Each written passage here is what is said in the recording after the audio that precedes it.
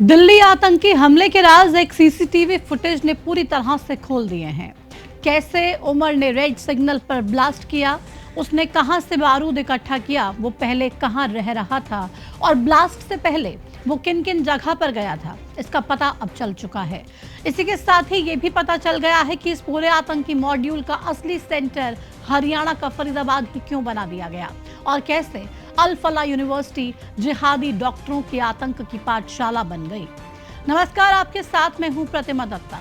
दिल्ली में जो ब्लास्ट हुआ उसमें अब तक कई बड़े खुलासे हो चुके हैं।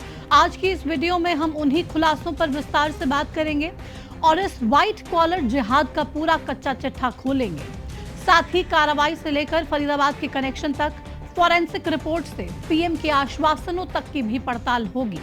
ये जानेंगे कि इस पूरे आतंकी हमले में कितने आतंकवादियों का हाथ था और कैसे हमारी सुरक्षा एजेंसियां इस पूरे आतंकी खेल को समझने में असफल रह गई। तो चलिए पहले आपको कुछ सीसीटीवी फुटेज दिखाते हैं जिनमें इस पूरे आतंकी हमले की खौफनाक तस्वीरें आपको नजर आएंगी।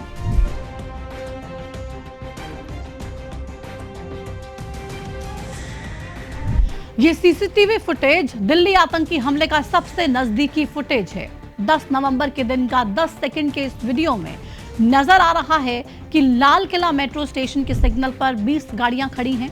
शाम करीब 6:51 पर सिग्नल ग्रीन हुआ। जैसे ही गाड़ियां आगे बढ़ी, चलती i-20 कार में ब्लास्ट हो गया। जोरदार धमाके से आग की लपटें उठी। आसपास की ज्यादातर गाड़ियों के परखच्चे उड़ गए। कोई सोच भी नहीं सकता था कि सिग्नल पर खड़ी एक नॉर्मल सी दिखने वाली कार के अंदर इतना बारूद भरा होगा कि वो पल भर में 20 गाड़ियों के परखच्चे उड़ा देगा और 12 से ज्यादा लोगों के चीथड़े उड़ जाएंगे। यह आतंकी हमला इतना खौफनाक था कि अभी भी मरने वालों के शरीर के अंग इधर उधर मिल रहे हैं। इस ब्लास्ट में मारे गए लोगों के खून के छींटे शायद उस लाल किले तक भी पहुंच गए होंगे जिसकी दीवारें इस ब्लास्ट से कांप उठी थी। वहीं इस आतंकी हमले को अंजाम देने वाले आतंकी डॉक्टर उमर की भी इस हमले में मौत हो चुकी है। उमर की मां के डीएनए सैंपल से उसकी मौत की पुष्टि हुई है। जांच टीमों को कार से उमर के दांत, हड्डियां, खून लगे कपड़े के टुकड़े और पैर का हिस्सा मिला था जो स्टीयरिंग व्हील और एक्सेलरेटर के बीच में फंसा हुआ था। इसी से उमर के डीएनए सैंपल की जांच हुई थी। अब सीसीटीवी नंबर 2 देखिए। इस सीसीटीवी में आतंकी डॉक्टर उमर को 10 नवंबर को लाल किले के पास तुर्कमान गेट मस्जिद में देखा जा सकता है। दिल्ली पुलिस ने इस वीडियो की पुष्टि की है और ये बताया है कि उमर ब्लास्ट से पहले इस मस्जिद में गया था और करीब 10 मिनट तक वो वहां पर रहा। इसके बाद वो लाल किले की तरफ चला गया। इसके अलावा बताया ये भी जा रहा है कि दिल्ली पुलिस के पास आतंकी उमर के करीब 50 जगह के सीसीटीवी फुटेज हैं। दिल्ली पुलिस मैपिंग के हिसाब से 3 बजे से पहले उमर ने दिल्ली की कई जगह पर गाड़ी घुमाई है। यानी कि डॉक्टर उमर जब फरीदाबाद से दिल्ली में घुसा तो उसने दिल्ली के कई इलाकों के चक्कर लगाए। दिल्ली पुलिस के मुताबिक पहले उमर साउथ ईस्ट डिस्ट्रिक्ट में कई जगह पर देखा गया। वहां से ईस्ट डिस्ट्रिक्ट से सेंट्रल डिस्ट्रिक्ट की रिंग रोड तक पहुंचा। वहां से नॉर्थ डिस्ट्रिक्ट से नॉर्थ वेस्ट डिस्ट्रिक्ट के अशोक विहार गया जहां कुछ खाने के लिए रुका। वहां से दोबारा सेंट्रल डिस्ट्रिक्ट आया और फिर मस्जिद गया। मस्जिद से उमर 3:19 पर निकलकर i-20 गाड़ी लेकर नॉर्थ डिस्ट्रिक्ट के पास लाल किला वाली पार्किंग में पहुंच गया। यहां से वो शाम 6:48 पर बाहर निकला और फिर 6:51 पर सिग्नल पर गाड़ी को ब्लास्ट कर दिया। इस धमाके की गंध अभी भी दिल्ली की सर्द हवाओं में घुली हुई है। इस आतंकी हमले की जांच में एजेंसियों को और भी कई गाड़ियां मिली हैं जिनसे इसी तरह के ब्लास्ट करने की प्लानिंग की जा रही थी। ऐसी ही एक गाड़ी फरीदाबाद के खंदावली गांव में खड़ी मिली। आतंकी डॉक्टर उमर के नाम वाली इस इको स्पोर्ट कार का नंबर DL10CK0458 है। इस लाल रंग की कार में भी विस्फोटक भरा गया था और ये करीब 18 घंटे से खंदावली गांव में ही खड़ी हुई थी। इसी तरह से एक सिल्वर रंग की गाड़ी भी दिल्ली पुलिस को मिली। दिल्ली से पहुंची एनआईए और एनएसजी की टीमें बुधवार शाम से ही इसकी जांच कर रही हैं। पुलिस ने कार खड़ी करने वाले फहीम को भी गिरफ्तार कर लिया है। इस फहीम का संपर्क भी उसी अल फला यूनिवर्सिटी से निकला जहां दिल्ली ब्लास्ट के आतंकी काम करते थे। फहीम इस यूनिवर्सिटी में कंप्यूटर ऑपरेटर और आतंकी डॉक्टर उमर का असिस्टेंट है। बताया जा रहा है कि फहीम की बहन खंदावली गांव में रहती है, इसलिए मंगलवार की रात को वो कार यहां खड़ी करके चला गया। इस गाड़ी की बरामदगी के साथ ही फरीदाबाद में इस मॉड्यूल से जुड़ी तीसरी ब्रेजा कार की भी बरामद होने की खबर सामने आई। ये बरामदगी अल फला यूनिवर्सिटी के अंदर से हुई है। ये कार लेडी आतंकी डॉक्टर शाहीन के नाम पर ही बताई जा रही है। हरियाणा एसटीएफ और एनआईए की टीम ने कार को कब्जे में ले लिया है। इस मामले में पुलिस को चौथी स्विफ्ट डिजायर कार की भी तलाश है।